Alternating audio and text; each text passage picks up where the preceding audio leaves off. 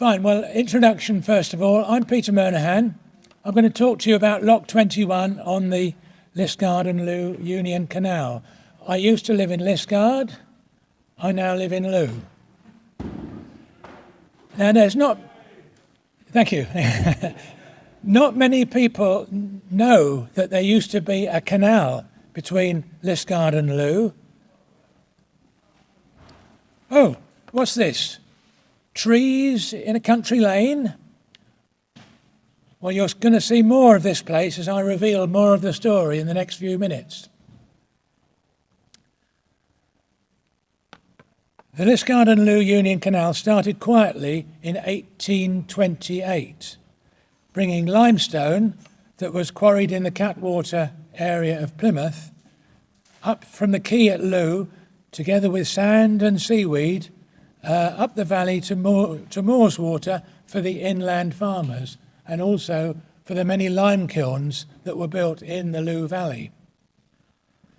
The Canal Company also built two canal roads, one up between Highwood and the East Looe River, the other into Liskeard town. You can see the two canal roads on the top of the map there, the very top.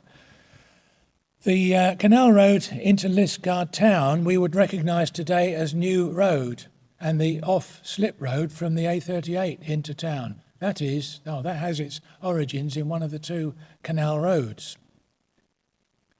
Now you may spot the lock at Lodge near the top of the map, and digging started here in 1825. This was Lock 20, which you saw near the top of the map, and the canal was fed with water from Bodmin Moor to a reservoir at the aptly named Moor's Water, which was situated where today's industrial estate is. In November 1825, the first boat was put in the water between here, Lock 20, and Lemelian, which means that Lock 21, it will have passed through Lock 21, which means that Lock 21 is 200 years old. There's not many transport artifacts that we can point to that have got an anniversary of 200 years. But the anniversary of Lock 21 and its neighbour, Lock 20, is coming up next month in mid-November. Now the copper boom. Oh, sorry. There's Lock 20 at the far left, and Lock 21 is the next one up, and Moor's Water is over in my direction here, and Looe, of course, is far down away to the left. Now the copper boom on Caradon Hill put pressure on this transport artery between Moor's Water and Terras Bridge. Such was the demand to transport copper ore and granite to the seaport and coal and lime inland for the mines and the farmers that there was not enough water for so many boats. A new transport link was needed, and a through railway link that extended the Caradon Railway down to Looe. And this was built by the Canal Company, unusually. So the Canal Company effectively gave up, if you like, on the waterway and put in the railway alongside it. Oops, back.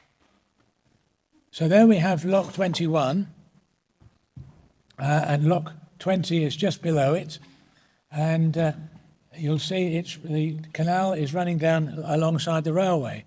It was this replacement railway that both killed off the canal at a stroke in 1860, but also saved it from completely disappearing like other former canals up country. Why was this? Because the Canal Company built the railway alongside the canal, both of them ended up within the land holding of the railway. So, through the Liskeard and Looe Railway, and later the Great Western Railway, and British Rail, and Rail Track, and now Network Rail, the railway boundary still encompasses the alignment of the old canal. In other parts of the country, abandoned canals have simply dried up and often been absorbed into neighbouring farmland, with only the occasional bridge or isolated structure to indicate their former route.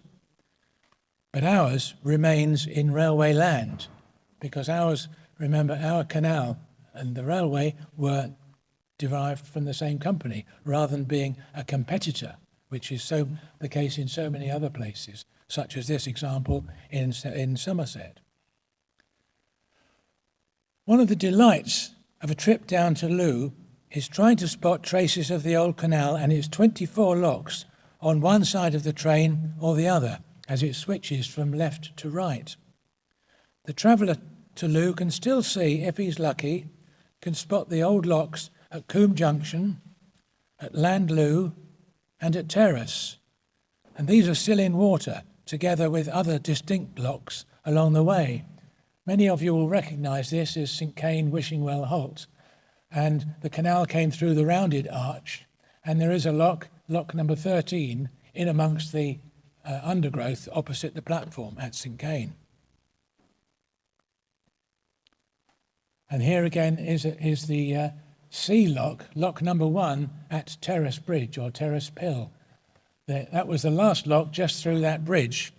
And then this was tidal, as the East Looe River is tidal to this point. So it's the sea lock that let boats both in and out at times of high tide. Clearly, at times of low tide like this, they had to wait their turn.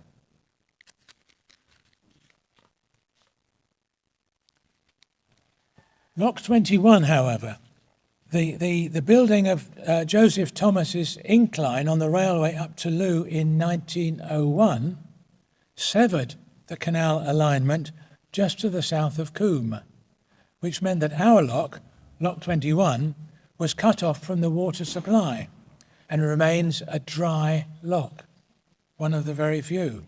The new line had to cut through a rock outcrop just below Lodge Hill, and the old canal lock was an ideal place to dump the earth and stones that the railway builders needed to dispose of. So consequently, it filled up with old stones and rocks where the water had been. Now, for many years, Ian Rowe and members of the Caradon Heritage Project had been worried about the tree growth in Canal Lock 21 that was progressively threatening to destroy the stonework of the lock chamber. And you can see here, trees are beginning to win the battle against the lock. We needed to make contact with the railway authorities, and over many years, contact with the railways proved fruitless. Eventually, after many false starts, I managed to make contact with a very open-minded drainage engineer at Network Rail, based at Swindon.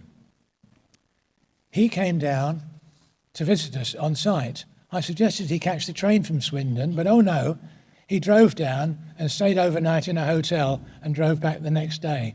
And that's a railwayman for you. Oh. Nevertheless, a meeting was held on site in 2019, and hallelujah, a way forward, in principle, was agreed.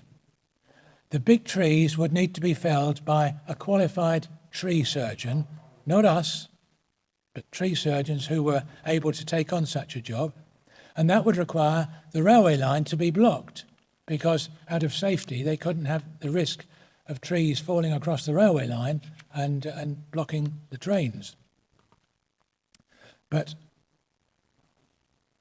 we found a couple of tree fellers who were approved to work on the railway, and we found money to pay them, thanks to a generous grant from Liskeard Town Council and the Caradon Heritage Partnership.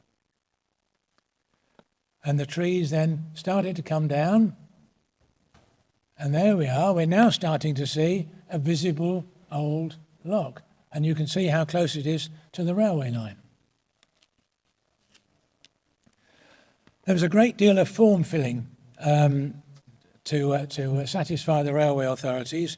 We had to produce a method statement and a risk assessment to satisfy the safety-conscious authorities at Network Rail.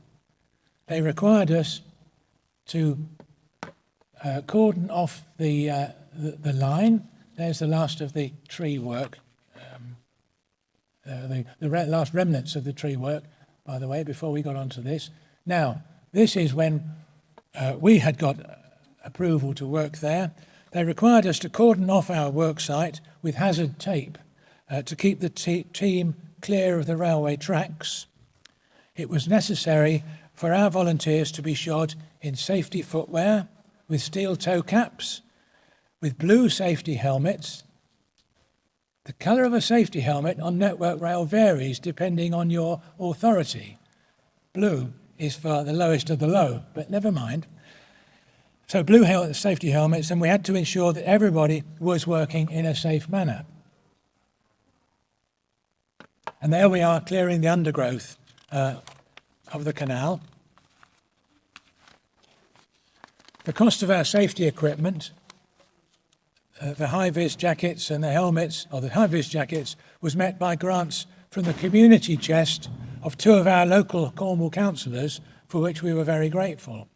And the helmets came from a company in Dobwalls that just happened to have a selection of helmets they were getting rid of. So we're very pleased to have got those from Tyvek. A band of volunteers was assembled to carry out regular clearance work. So here we are, returning it to some sort of state. It was tempting to consider digging out the infill material that was put there from the 1901 railway route, where they filled it up, to create the original depth to the lock. But that would involve heavy machinery, which Network Rail wouldn't allow, and a structural survey would be likely to warn that the high walls of the lock chamber were no longer stable. After all, 200 years ago, they might well tumble down. So our lock remains shallow but safe. In 2022, a community licence was suggested to us. This involved Network Rail fencing off the railway line from the canal and providing us with a gate.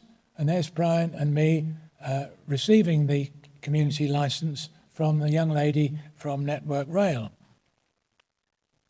So as we were no longer working alongside the live railway, our orange vests were no longer needed. We no longer needed safety helmets. We were issued with pink tabards to signify that we were now Network Rail community workers. And we've been working on site for 3 or 4 work sessions each year for the last 5 years, and we're grateful to those volunteers who've stuck with the original team. We're pleased to see new volunteers come along, and we're always pleased to welcome extra volunteers to our ranks. If you'd like to help conserve this unique transport relic and enjoy toots from the passing train drivers, please come and see me afterwards, or see Brian. This is the lock. We have to keep the vegetation under control, or else trees and bushes and shrubs would soon overtake it. But we with our band of willing, lively volunteers, we managed to keep it down.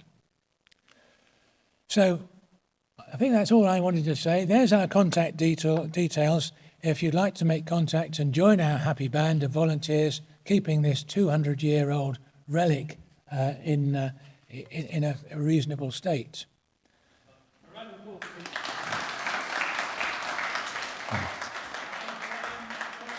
Thanks, Brian.